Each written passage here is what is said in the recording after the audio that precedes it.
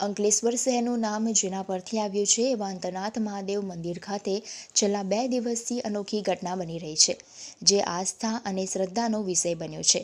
મુખ્ય મંદિર બાજુમાં હનુમાનજીનું મંદિર આવેલ છે, જે મંદિરમાં હનુમાનજીની મૂર્તિના ડાભા જે પનોતી પર છે તે ડાભા પગના અંગૂઠામાંથી છેલ્લા 2 દિવસથી તેલના પ્રવાહ રૂપે ટપકી રહ્યો છે, જે પનોતી પર આવી રહ્યો છે। પ્રથમ મંદિર ટ્રસ્ટ મંડળ અને પૂજારીનું ધ્યાન જતાં તેમના દ્વારા નજર રાખવામાં આવી હતી અને તેલને એક વાસણમાં એકત્ર પણ કરાયું હતું, જે બાદમાં પણ તેલ આવતા રહેતા અંતે તેના દ્વારા આ બાબતની પુષ્ટિ કરી હતી અને ભક્તોને પણ તેની જાણ થઈ હતી।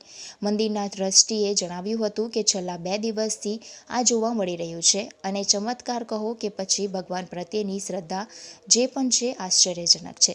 ભક્તોને જાણ થતાં ભગવાનના ચમત્કાર સમજીને તેના દર્શન કરી રહ્યા છે।